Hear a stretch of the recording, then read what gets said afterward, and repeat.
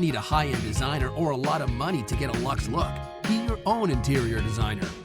This is Affordable Interior Design, the podcast. Here's your host, Betsy Helmuth.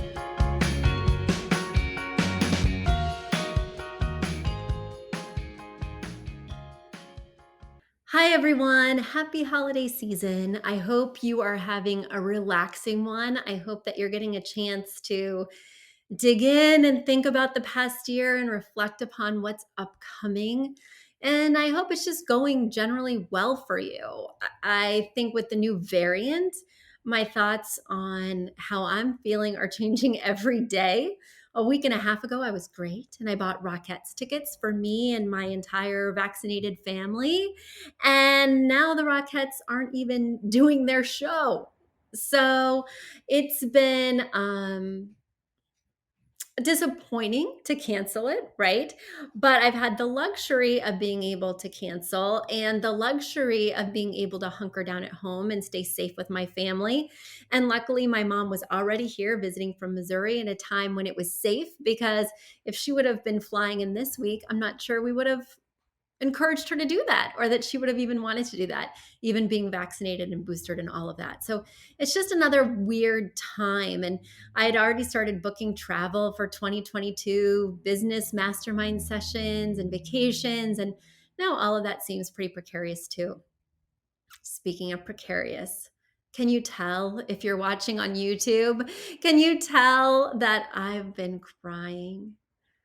I'm so depressed. And I know people have it so much worse, right? Like with coronavirus, we should all just be grateful to be happy and healthy.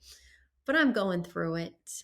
Um, it sounds so silly, but my storefront right here on Main Street in Dobbsbury that I have been in and loved for 6 years is no longer mine in 2 weeks. And it was partially my fault, which I think is why I'm so upset. My landlord told me a few months ago that he was raising the rent by 25%, which is a huge increase. And, he gave me essentially 2 weeks notice for that information.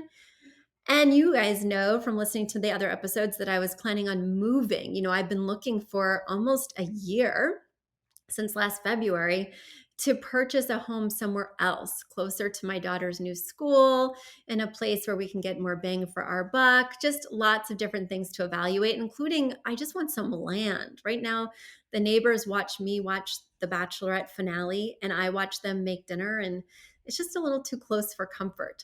So for all these reasons, I was planning on moving, and I didn't want to get locked in to a 1-year lease at this really high rate. So I told him, let's go month to month and just figure it out as we go. Little did I know, just a couple months later, without any notice, he would tell me that somebody was moving in only 2 weeks. And I said, 2 weeks? Like, especially during the holiday season. He told me on December 13th that somebody else is moving in. And it's like, give me some notice, especially because legally you owe me 30 days notice. So he was so, so kind and extended the deadline to January 9th. But January 9th, I am moving into my basement. And it's not like one of those cool basements. It's an unfinished basement in my home because my husband is also at home. So he's taken my office that I had so beautiful overlooking the water. Now that is just not my domain. So I'm feeling a little displaced, and I'm feeling really sad because this office has been so much more than an office. During coronavirus, it's where I homeschooled my children. We walked on the nature trail that leads from my house right to my office. So we got our exercise and then got a change of pace. The electricity goes out a lot in my neighborhood because we are very high on a hill and close together. So whenever the wind blows, the electricity goes out. And this was our safe haven when the hotels wouldn't take dogs or cats, or they were full, the ones that did. We slept here. When my husband needed to get away and get an escape during coronavirus, he would take the office at nights to come here and eat his own dinner and play video games and just decompress. And it's been the place where I've really grown my business. I feel like I became a true entrepreneur in this very office in these past 6 years. I went from having one employee to having 7. And it's just making me sad. So I cried for 2 days, and I've been playing Dolly Parton's Hard Candy Christmas on repeat pretty much every day, all day. Not the healthiest choice mentally, but I'm really letting myself feel it because typically when I make a move, I know where I'm going. And you guys, I'm sure, can imagine how important it is for me to feel grounded, to feel like I have a space, to feel like I have a space that inspires versus a dingy old basement um, that's really unfinished. So I'm just in this place of surrender while I figure out the next steps. And I'm looking to make this a leap because was this office perfect?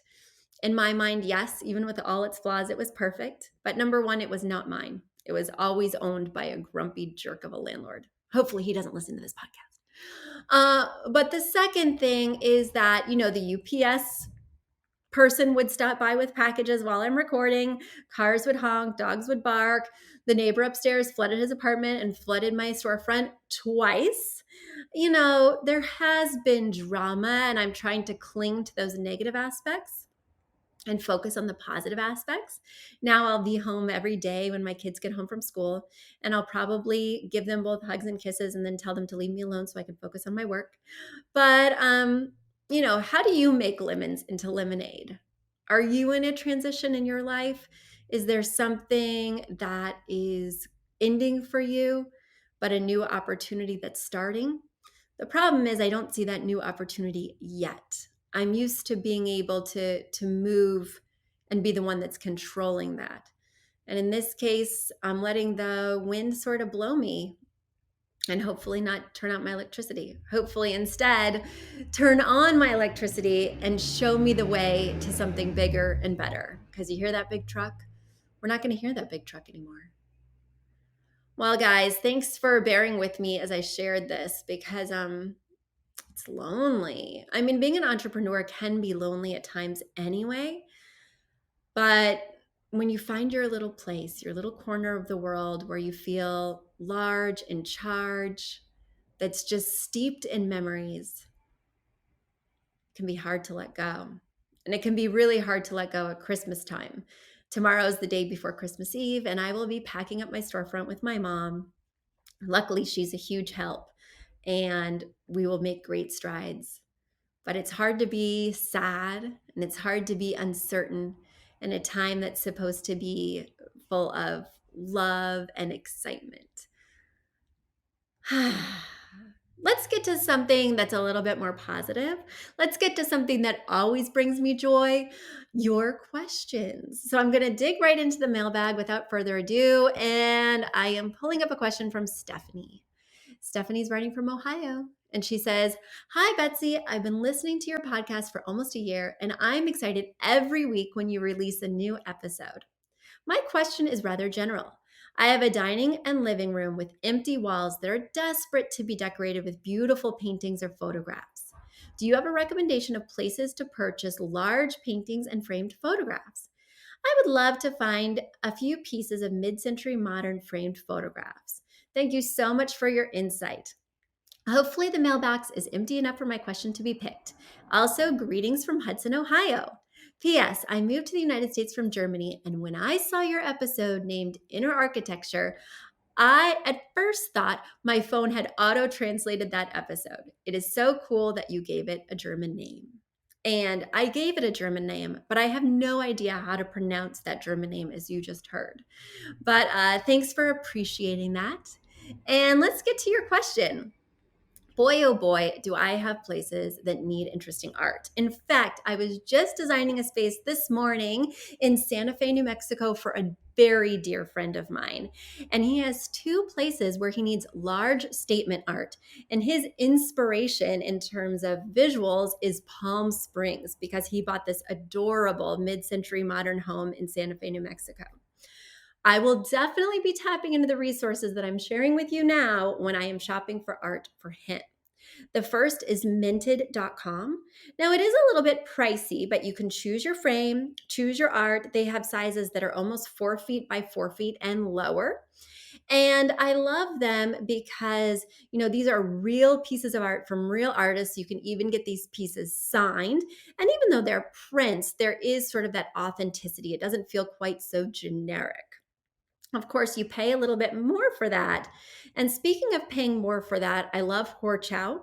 Those pieces are not all that affordable, but they are gorgeous and feel so unique. They provide that sort of wow factor. Where did you get that conversation piece that so many of us look for when we're selecting art? I also love Paragold. Paragold is, again, pretty expensive for large format art, even though the prices do vary. The thing I love about Paragold is you can filter. So you can filter by exact size, exact colorway. So I can really, especially if I'm choosing for a place that has a lot of constrictions, narrow it down so that I'm not wasting my time. Because the other day, who was I shopping for? Oh, yes, my client in Scarsdale. I was trying to find a 4 foot by 4 foot piece for her dining room. I went through like 37 pages of art on Saatchi art. Saatchi art is great because the pieces are original, but that's exponentially more expensive than the other resources I've shared so far. I do love an original, but again, that's next level in cost and greatly reduces your options in terms of what's available. I also love High Fashion Home. Again, that's more of a hunt because their filter system is not great, but I find beautiful gems at moderate price points. Now, if we're going affordable, my favorite affordable is greatbigcanvas.com. On greatbigcanvas.com, you can filter in so many different ways, including size, orientation, color, thematically. So there's just a lot of great filters that can help me to narrow it down. And then I can choose any frame I want. So unlike some of the other vendors I just discussed, where it comes in a gold frame, and sometimes that's a deal breaker for me. If I'm working in a room that's using silver metals, it's a deal breaker for me to have a gold frame. So I really love the flexibility of being able to frame it just how I want it with Great Big Canvas. And it's so affordable, even though the pieces do look somewhat more generic. They have a lot of photography on there, just tons to sort through. Another one is iCanvas. iCanvas, again, they give a lot of options for customizing and it's very affordable. You might also want to check out Print Company. Personally, I have not used them yet, but I really want to. I'm always going to their website looking for photography and being quite hopeful that I'll find something just perfect. But I wind up having more luck on the other sites, even though the Print Company is very affordable. And an old standby, if I exhaust all those options and I'm still feeling somewhat uninspired, is Pottery Barn. Pottery Barn does have a lot of good large format art pieces, including sculptural art, which is really interesting when sometimes I want to think outside the frame and use something woven or wire, metal.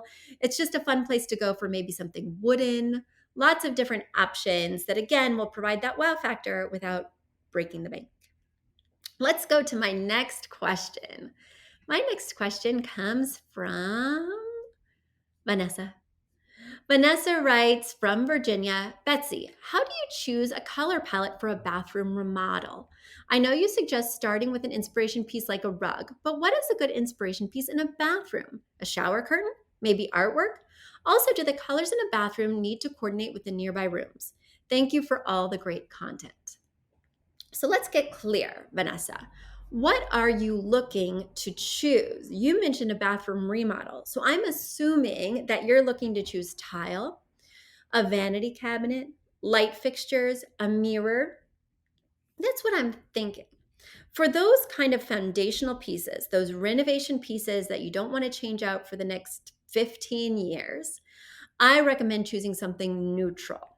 So I would look to the other architectural places in the home, the kitchen, the other bathrooms, because you want the kitchen and the bathrooms to all feel symbiotic, to all feel cohesive, like they belong in the same house, even though you're not using the exact same materials.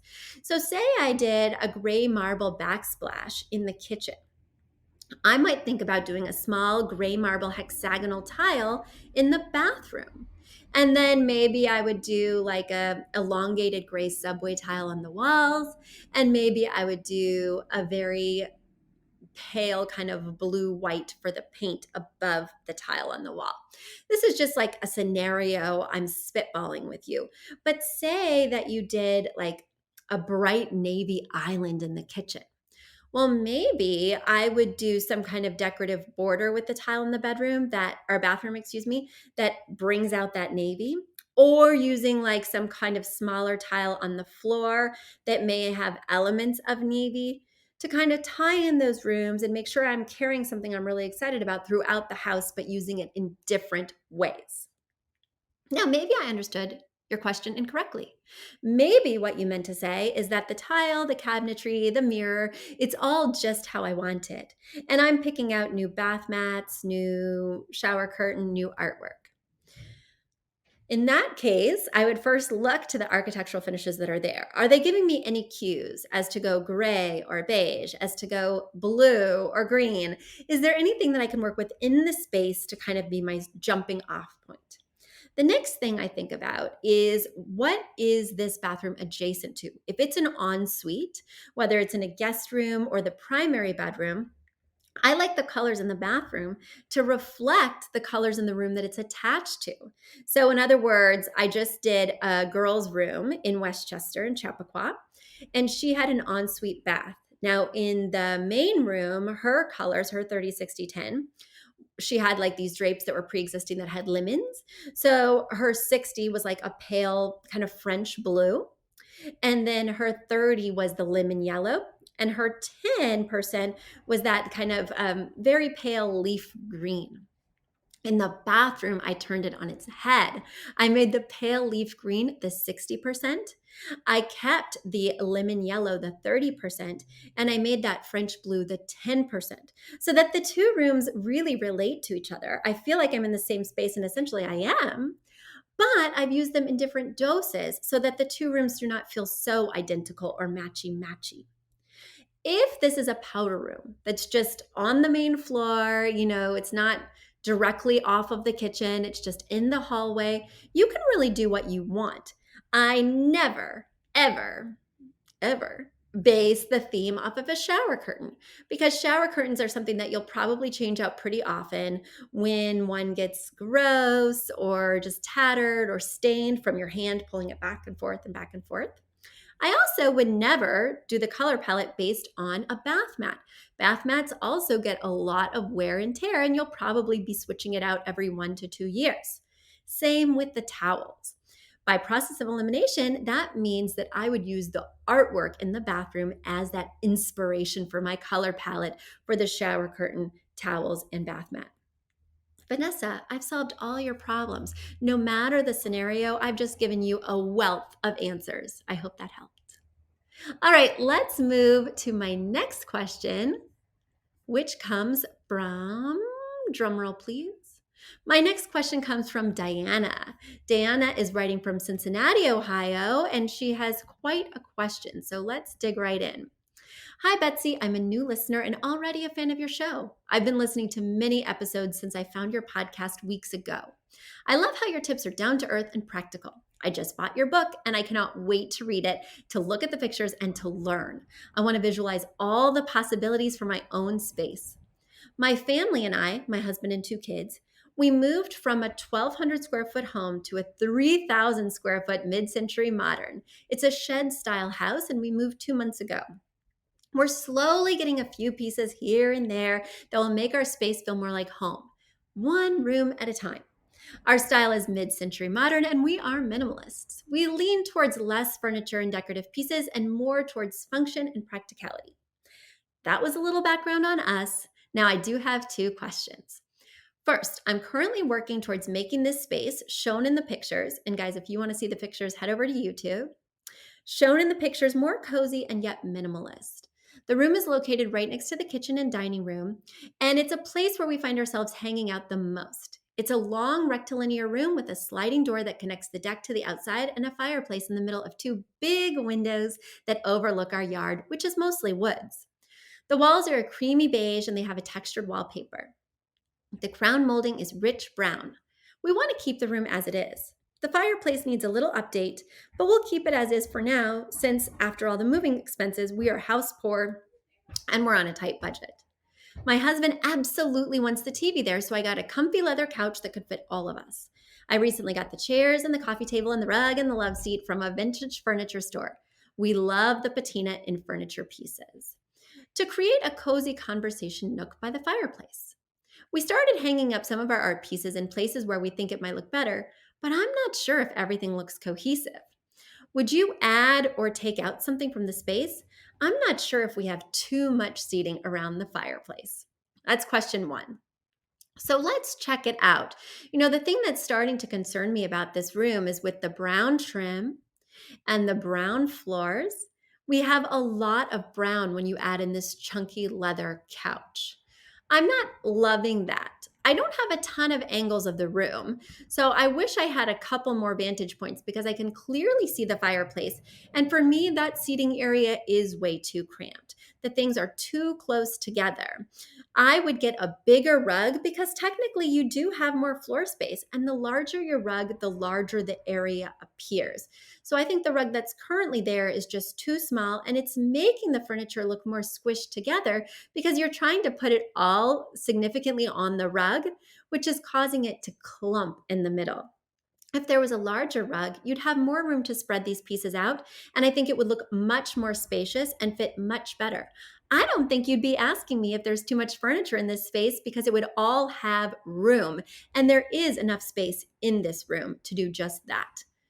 Now, in terms of this sofa, it's very unusual that the sofa is facing away from the seating area. So essentially, you're creating two distinct areas in the space, one that's kind of like that conversation nook by the fireplace, and one that's maybe TV focused next to that nook, which is very close and it's all open. So you're really going to have to make sense of this by defining this leather sofa TV space with another large rug.